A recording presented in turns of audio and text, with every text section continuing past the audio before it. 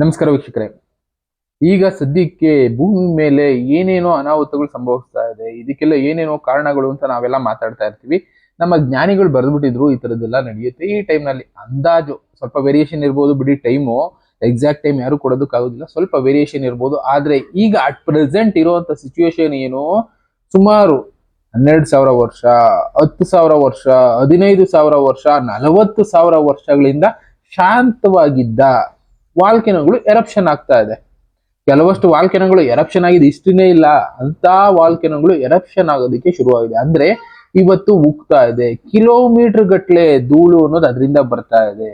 ಏನ್ ಇದರಿಂದ ಇಂಪ್ಯಾಕ್ಟ್ ಅಂತ ಇವತ್ತು ನಾವು ಸ್ಟಡಿ ಮಾಡುತ್ತಾ ಹೋಗೋದಾದ್ರೆ, ಸದ್ಯಕ್ಕೆ ನೋಡಿ ರಿಂಗ್ ಆಫ್ ಫೈರ್ ಅಂತ ಕರೀತಾರೆ. ಅಂದ್ರೆ ಮೇಜರ್ ಆಗಿ ಹಿಂದೆ ತೋರಿಸ್ತಾ ಇದೀನಲ್ಲ ಈ ಪೋರ್ಷನ್ ಅಲ್ಲಿ ರಿಂಗ್ ಆಫ್ ಫೈರ್ ಏನಿದೆ, ಈ ಆಸ್ಟ್ರೇಲಿಯಾ ಪೋರ್ಷನ್ ಇಂದ ಹಿಡಿದು ಈ ಸಿಂಗಾಪುರ್, ಇಂಡೋನೇಷಿಯಾ, ನ್ಯೂಜಿಲ್ಯಾಂಡ್, ಕೊನೆಗೆ ಜಪಾನು, ರಷ್ಯಾ, ಅಮೆರಿಕಾ, ಅಲಾಸ್ಕಾ, ಅಮೆರಿಕಾದ ಒಂದು ಪೋರ್ಷನ್, ಆ ಕಡೆಯಿಂದ ಸೌತ್ ಅಮೆರಿಕಾ ಪೋರ್ಷನ್, ಪೂರ್ತಿ ಇದನ್ನೆಲ್ಲ ರಿಂಗ್ ಆಫ್ ಫೈರ್ ಅಂತ ಕರೀತಾರೆ. ಈಗ ಅಟ್ ಪ್ರೆಸೆಂಟ್ ಆಕ್ಟಿವ್ ಆಗಿ ಸುಮಾರು 40 ವಾಲ್ಕೆನೋಗಳು ಉಕ್ಕೋದಕ್ಕೆ ಶುರುವಾಗಿದೆ. ಈ ವರ್ಷದಲ್ಲಿ ಉಕ್ಕಿರುವಂತ ವಾಲ್ಕೆನೋಗಳ ಕಂಡೀಷನ್ ಇದು. 40 ವಾಲ್ಕೆನೋಗಳು ಉಕ್ತಾ ಇದೆ. ಅದರಲ್ಲಿ ರೀಸೆಂಟ್ ಆಗಿ ಆಗಿದ್ದು ನೋಡಿರ್ಬೋದು, ಅದು ಈ ರಿಂಗ್ ಆಫ್ ಫೈರ್ ಅಲ್ಲಿ ಬರ್ಲಿಲ್ಲ ಅಂದ್ರೂ ಕೂಡ ನಮ್ಮ ಇಥಿಯೋಪಿಯಾ ಸರೌಂಡಿಂಗ್ ಅಲ್ಲಿ ಆಗಿದ್ದ ವಾಲ್ಕೆನೋ ಎರಪ್ಷನ್ ಧೂಳು ಕೂಡ ನಮ್ಮ ಡೆಲ್ಲಿಗೆ ಬಂದು ತಲುಪ್ತು ಅಂದ್ರೆ ಲೆಕ್ಕ ಹಾಕೊಳ್ಳಿ.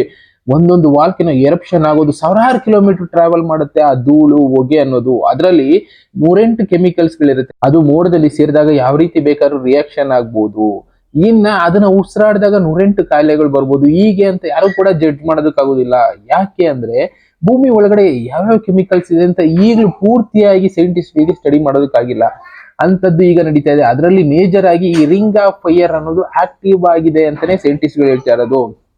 ರಿಂಗ್ ಆಫ್ ಫೈರ್ ಅಲ್ಲಿ ಏನ್ ವಾಲ್ಕೆನೋಸ್ ಇದೆ ಇದೆಲ್ಲ ಎರಪ್ಷನ್ ಆಗ್ತಾ ಹೋದ್ರೆ ಸುನಾಮಿಗಳು ಕ್ರಿಯೇಟ್ ಆಗ್ಬೋದು, ಅರ್ತ್ ವೇಕ್ಗಳು ಜಾಸ್ತಿ ಆಗ್ತಾ ಇದೆ. ಯಾಕೆ ಇದೆಲ್ಲ ಆಗ್ತಾ ಇದೆ ಅಂತಾನು ತಿಳಿಸ್ತಾ ಹೋಗ್ತಾರೆ ಇನ್ನೊಬ್ರು.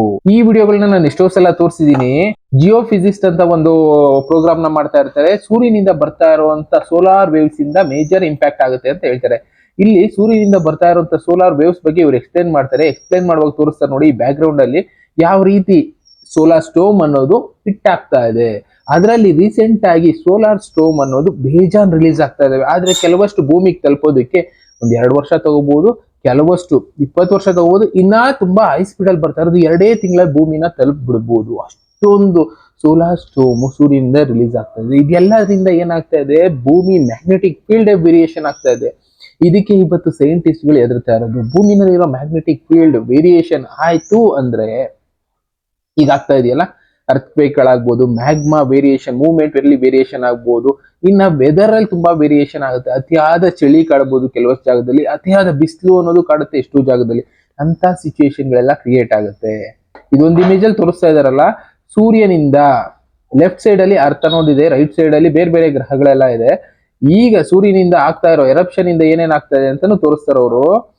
ಈ ಪೋರ್ಷನ್ ಅಲ್ಲಿ ಅರ್ತ್ ಇದೆಯಲ್ಲ, ಈ ಪೋರ್ಷನ್ಗೆ ಇಲ್ಲಿಂದ ಎರಪ್ಷನ್ ಅನ್ನು ತಟ್ತಾ ಇದೆ. ಇದರಿಂದ ಮ್ಯಾಗ್ನೆಟಿಕ್ ಫೀಲ್ಡ್ ಅಲ್ಲಿ ವೇರಿಯೇಷನ್ ಆಗಿ ಭೂಮಿನಲ್ಲಿ ಮುಂದೆ ತುಂಬಾ ಡಿಸಾಸ್ಟರ್ಗಳು ಆಗ್ಬಹುದು. ಅಂದ್ರೆ ಪ್ರವಾಹಗಳು ಹೆಚ್ಚಬಹುದು. ಇದು ಸೈಂಟಿಫಿಕಲಿ ಸೈಂಟಿಸ್ಟ್ಗಳು ಹೇಳ್ತಾ ಇರೋದು. ಪ್ರವಾಹಗಳು ಹೆಚ್ಚುತ್ತೆ. ಇನ್ನ ಈ ವಾಲ್ಕೆನೋಗಳು ಎರಪ್ಷನ್ ಆಗ್ತಾ ಇದೆಯಲ್ಲ, ಇದನ್ನ ಜಾಸ್ತಿ ಆಗ್ಬೋದು. ಕಾರಣ ಮ್ಯಾಗ್ನೆಟಿಕ್ ಫೀಲ್ಡ್ ಏನಿದೆ ಭೂಮಿದು, ಅದು ಡೈರೆಕ್ಟ್ ಆಗಿ ಇಂಪ್ಯಾಕ್ಟ್ ಮಾಡುತ್ತೆ ಈ ಸೂರ್ಯನಲ್ಲಿ ಆಗ್ತಾ ಇರೋ ಬದಲಾವಣೆ. ಭೂಮಿ ಸುತ್ತ ಒಂದು ಮ್ಯಾಗ್ನೆಟಿಕ್ ಫೀಲ್ಡ್ ಇದೆ ಅನ್ನೋದು ಎಲ್ಲರಿಗೂ ಗೊತ್ತಿರೋದೆ. ಅದು ನಮ್ಮನ್ನ ಪ್ರೊಟೆಕ್ಟ್ ಮಾಡ್ತಾ ಇದೆ ಈ ಸೂರ್ಯನಿಂದ ಬರುವಂತ ಎಷ್ಟೋ ಸ್ಟೋಮ್ಸ್ ಗಳಿಂದ. ಇವತ್ತೇನಾಗ್ತಾ ಇದೆ, ಆ ಮ್ಯಾಗ್ನೆಟಿಕ್ ಫೀಲ್ಡ್ ಅನ್ನೋದು ಡ್ಯಾಮೇಜ್ ಆಗ್ತಾ ಇದೆ. ಕಾರಣ ಸೂರ್ಯನಿಂದ ಬರ್ತಾ ಇರೋ ಮೇಜರ್ ಸ್ಟೋಮ್ಸ್.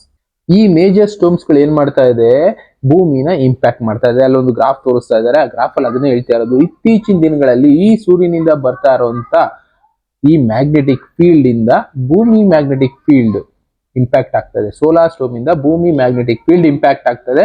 ಇದರಿಂದಾನೇ ಇವತ್ತು ನಾವು ಇದನ್ನೆಲ್ಲ ಫೇಸ್ ಮಾಡ್ತಾ ಇದೀವಿ.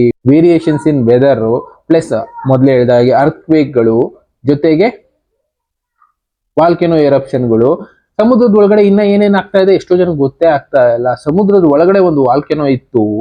ಆ ಒಂದು ವಾಲ್ಕೆನೋ ನಿಯರ್ ಬೈ ಒಂದು ಅಂದಾಜು ಲೆಕ್ಕಾಚಾರ ಮಾಡೋದಾದ್ರೆ ಹವಾಯಿ ದ್ವೀಪದ ಸರೌಂಡಿಂಗ್ ಅಲ್ಲಿ ಇತ್ತು.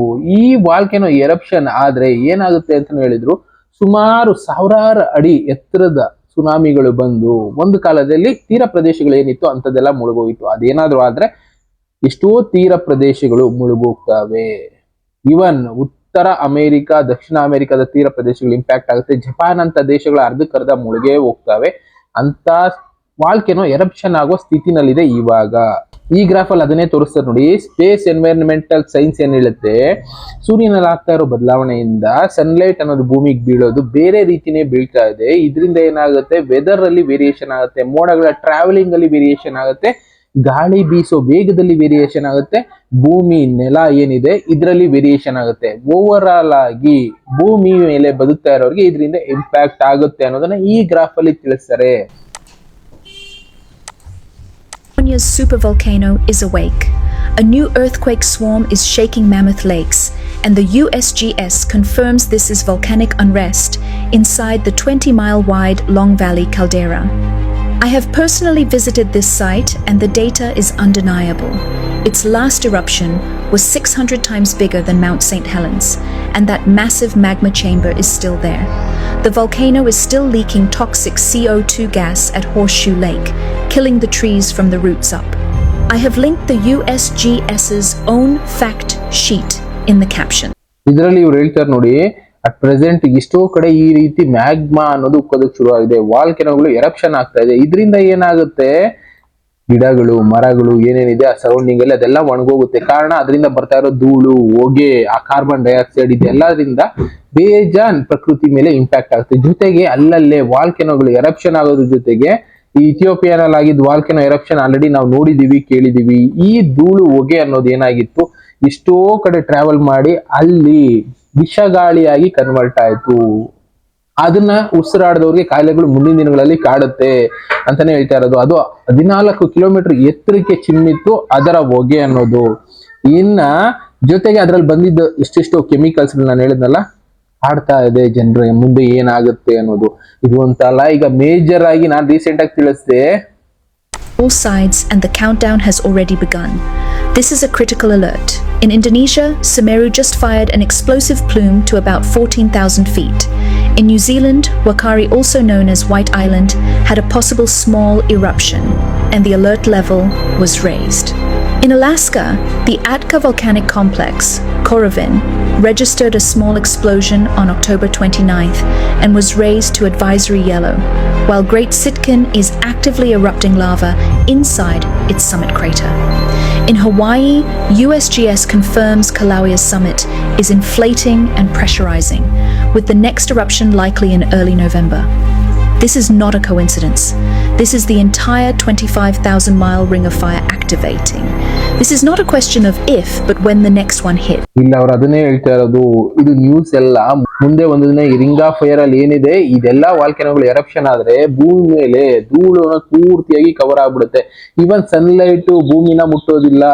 ಈ ಮಾತನ್ನ ಜ್ಞಾನಿಗಳು ಬರೆದಿದ್ರು. ಒಂದಲ್ಲ ಒಂದು ದಿನ ಬರುತ್ತೆ, ಆ ಟೈಮ್ ನಲ್ಲಿ ಏನಾಗುತ್ತೆ, ಸೂರ್ಯನ ಬೆಳಕು ಭೂಮಿನ ಮುಟ್ಟೋದಿಲ್ಲ ಅಂತ ಸಿಚುವೇಶನ್ ಬರುತ್ತೆ ಅಂತ. ಯಾಕೆ ಅಂದ್ರೆ ಈಗ ಬರ್ತಾ ಇರೋ ಈ ದಟ್ಟ ಹೊಗೆ ಏನಿದೆ, ಒಂದ್ 4-5 ವಾಲ್ಕೆನೋಗಳು ಮಾತ್ರ ಎರಪ್ಷನ್ ಆಗಿದೆ. ಎಲ್ಲಾ ವಾಲ್ಕೆನೋಗಳು ಎರಪ್ಷನ್ ಆಯ್ತು ಅಂದ್ರೆ ಆಟೋಮೆಟಿಕಲಿ ಮೋಡಗಳು ಪೂರ್ತಿಯಾಗಿ ಮುಚ್ಚೋಗುತ್ತೆ. ಸನ್ಲೈಟ್ ಅನ್ನೋದು ಭೂಮಿನೇ ಮುಟ್ಟೋದಿಲ್ಲ. ಅದರಲ್ಲಿ ತಿಳಿಸ್ತಾರೆ ನೋಡಿ, ಅರ್ಥಕ್ವೇಕ್ಗಳು ಯಾವ ಮಟ್ಟಕ್ಕೆ ರೈಸ್ ಆಗ್ತಾ ಇದೆ ಅಂತ. ಇಂಡೋನೇಷಿಯಾದಲ್ಲಿ ರೀಸೆಂಟ್ ಆಗಿ 1-2 ತಿಂಗಳಲ್ಲಿ ಸುಮಾರು 12,000 ಅರ್ಥಕ್ವೇಕ್ಗಳಾಗ್ತಾ ಇದೆ. ಸಣ್ಣ ಪುಟ್ಟದಾಗ ಆಗ್ತಾನೆ ಇದೆ. ಇನ್ನ ಮೇಜರ್ ವಾಲ್ಕೆನೋ ಭೂಮಿ ಮೇಲೆ ಇರೋದು ಅಂದ್ರೆ ಯೆಲ್ಲೋಸ್ಟೋನ್ ವಾಲ್ಕೆನೋ. ಅದು ಉಸಿರಾಡೋದಕ್ಕೆ ಶುರು ಮಾಡಿದೆ ಅಂತಾನೆ ಹೇಳ್ತಾರೆ. ಸುಮಾರು 9,000 ಕಿಲೋಮೀಟರ್ ಸ್ಪ್ರೆಡ್ ಆಗಿರೋ ವಾಲ್ಕೆನೋ ಇವತ್ತು ಉಸಿರಾಡೋದಕ್ಕೆ ಶುರು ಮಾಡಿದೆ. ಅಲ್ಲಿ ಭೂಮಿ ಕುಸಿತಾ ಇದೆ. ಏನು ಭೂಮಿ ಫಸ್ಟ್ ನಾರ್ಮಲ್ ಆಗಿ ಕುಸಿದು ಮ್ಯಾಗ್ಮಾ ಎಲ್ಲ ಎಳ್ಕೊಂಡು ಆಟೋಮೆಟಿಕಲಿ ಚಿಮ್ಮುತ್ತೆ ಜೋರಾಗಿ. ಅಂತ ಸಿಚುವೇಶನ್ ಯೆಲ್ಲೋಸ್ಟೋನ್ ಭಾಗದಲ್ಲೂ ಇದೆ. ಅದೇನಾದ್ರೂ ಚಿಮ್ಮೋದ್ರೆ ಎಷ್ಟು ಹೊಗೆ ಬರ್ಬೋದು, ಅದರಿಂದ ಎಷ್ಟು ಧೂಳು ಬರ್ಬೋದು, ಎಷ್ಟು ಜನಕ್ಕೆ ಇದರಿಂದ ಇಂಪ್ಯಾಕ್ಟ್ ಆಗುತ್ತೆ ಅಂತ ಇಮ್ಯಾಜಿನ್ ಮಾಡ್ಕೊಳ್ಳೋದಕ್ಕಾಗೋದಿಲ್ಲ ಅಂತ ಸೈಂಟಿಸ್ಟ್ ಹೇಳ್ತಾ ಇದ್ದಾರೆ. ಇದೆಲ್ಲ ಕೂಡ ಪ್ರಕೃತಿ ಬದಲಾವಣೆಗೆ ಒಂದು ಎಚ್ಚರಿಕೆ ಗಂಟೆ ಅಷ್ಟೇ. ಸುತ್ತಮುತ್ತ ಇರುವಂತಹ ಭೂಭಾಗಗಳು ಪೂರ್ತಿಯಾಗಿ ಧೂಳಲ್ಲಿ ಮುಚ್ಚೋಗುತ್ತೆ, ಹೊಗೆನಲ್ಲಿ ಮುಚ್ಚೋಗುತ್ತೆ. ಜನಕ್ಕೆ ಉಸಿರಾಡೋದಕ್ಕೆ ಒಳ್ಳೆ ಗಾಳಿ ಸಿಗೋದಿಲ್ಲ, ಬದುಕೋದಕ್ಕೆ ದಾರಿ ಸಿಗೋದಿಲ್ಲ ಅಂತ ಪರಿಸ್ಥಿತಿ. ಯಾಕೆಂದ್ರೆ ಆ ಧೂಳುಗಳು ಮುಚ್ಕೊಳ್ತು ಅಂದ್ರೆ ಗಿಡ ಮರ ಬೆಳೆಯೋದಿಲ್ಲ, ನಾವು ಆಹಾರ ಪದಾರ್ಥ ಬೆಳ್ಕೊಳ್ಳೋದಕ್ಕಾಗೋದಿಲ್ಲ, ಆಹಾರದ ಕೊರತೆ ಅನ್ನೋದು ಕಾಡುತ್ತೆ. ಓವರ್ ಆಲ್ ಆಗಿ ಇದೆಲ್ಲ ಕೂಡ ನಮ್ಮನ್ನ ಎಚ್ಚರಿಸ್ತಾ ಇದೆ. ಮುಂದೆ ಇನ್ನ ದೊಡ್ಡ ಅನಾಹುತ ಕಾದಿದೆ ಅಂತ ಎಚ್ಚೆತ್ಕೊಳ್ಳಿ. ಆದಷ್ಟು ದವಸ ಧಾನ್ಯ ಏನೇನಿದೆ ಅಂತದನ್ನ ಇಟ್ಕೊಂಡಿರಿ. ಯಾಕೆಂದ್ರೆ ಬೆಳ್ಕೊಳ್ಳೋದಕ್ಕೂ ಅವಕಾಶ ಇರೋದಿಲ್ಲ. ಒಂದು 4-5 ತಿಂಗಳು ಈ ಧೂಳು ಪೂರ್ತಿಯಾಗಿ ಹೋಗೋ ತನಕ ಏನು ಮಾಡೋದಕ್ಕಾಗೋದಿಲ್ಲ. ಮುಂದೆ ಅಂತ ಸಿಚುವೇಶನ್ ಬಂದ್ರೆ ಅಂತ ಎಷ್ಟೋ ದೇಶಗಳಲ್ಲಿ ಆಲ್ರೆಡಿ ಹೈ ಅಲರ್ಟ್ ಅನ್ನೋ ಹಾಗೆ ಅನೌನ್ಸ್ ಮಾಡ್ತಾ ಇದ್ದಾರೆ. ಯಾಕೆ, ಏನಾದ್ರೂ ಹೆಚ್ಚು ಕಡಿಮೆಯಾಗಿ ಎರಪ್ಷನ್ ಆದ್ರೆ, ಸದ್ಯಕ್ಕೆ ಭಾರತಕ್ಕೆ ತೊಂದರೆ ಇಲ್ಲ ಬಿಡಿ, ಆದ್ರೂ ಕೂಡ ಹೆಚ್ಚು ಕಡಿಮೆಯಾಗಿ ಎರಪ್ಷನ್ ಆದ್ರೆ ಬೇರೆ ಬೇರೆ ದೇಶಗಳಲ್ಲಿ ಅಲ್ಲಿ ಬೆಳೆ ಬೆಳೆಯೋದಕ್ಕೂ ಆಗೋದಿಲ್ಲ, ಅಂತ ಪರಿಸ್ಥಿತಿ ಬರುತ್ತೆ. ಅದಕ್ಕೋಸ್ಕರ ಸಿದ್ಧತೆಗಳನ್ನ ಮಾಡ್ಕೊಳ್ಳಿ ಅಂತ ಎಚ್ಚರಿಸ್ತಾ ಇದ್ದಾರೆ ಬೇರೆ ಬೇರೆ ದೇಶಗಳಲ್ಲಿ. ಇದು ಕೂಡ ನಮ್ಗೆಲ್ಲ ಎಚ್ಚರಿಕೆ ಗಂಟೆ. ಜ್ಞಾನಿಗಳು ಹೇಳಿದ್ರಲ್ಲ ಅಂತ ಎಚ್ಚರಿಕೆ ಗಂಟೆ. ಇನ್ನ ಇಂಥ ವಿಷಯಗಳನ್ನ ತಿಳ್ಕೊಳ್ಳೋಣ, ನಾವು ಅದರಲ್ಲಿ ಯಾವ ಭಾಗದಲ್ಲಿ ನಾವು ಎಚ್ಚರಿಕೆ ವಹಿಸಬೇಕು ಅನ್ನೋದನ್ನ ಅರ್ಥ ಮಾಡ್ಕೊಳ್ಳೋಣ. ಈಗ ಬೇರೆ ಬೇರೆ ದೇಶಕ್ಕೆ ಎಚ್ಚರಿಕೆ ಕೊಡ್ತಾ ಇದೆ, ಮುಂದೆ ಒಂದು ದಿನ ನಮಗೂ ಎಚ್ಚರಿಕೆ ಗಂಟೆ ಅನ್ನೋದು ಬರ್ಬೋದು. ನೋಡೋಣ, ಕಾಯೋಣ ಅಲ್ಲಿ ತನಕ. ಬಟ್ ನಮ್ಮ ಸಿದ್ಧತೆ ನಮ್ಮಲ್ಲಿರ್ಲಿ. ಇನ್ನ ಈ ತರದ ವಿಷಯಗಳ ಜೊತೆ ನಾನು ಮತ್ತೆ ಸಿಗ್ತೀನಿ. Thank you, good bye. ನೀವು ಎಷ್ಟು ದಾನ ಕೊಟ್ರಿ, ಹೇಗೆ ಕೊಟ್ರಿ ಅನ್ನೋದಕ್ಕಿಂತ ಮುಖ್ಯ ನೀವು ಕೊಟ್ಟ ದಾನ ಯಾರಿಗೋಗಿ ಸೇರ್ತು, ಏಂತಕ್ಕೆ ಬಳಕೆ ಆಯಿತು ಅನ್ನೋದು ಇಲ್ಲಿ ಮುಖ್ಯ ಆಗುತ್ತೆ. ನೋಡಿ, ದಾನ ಕೊಡಿ.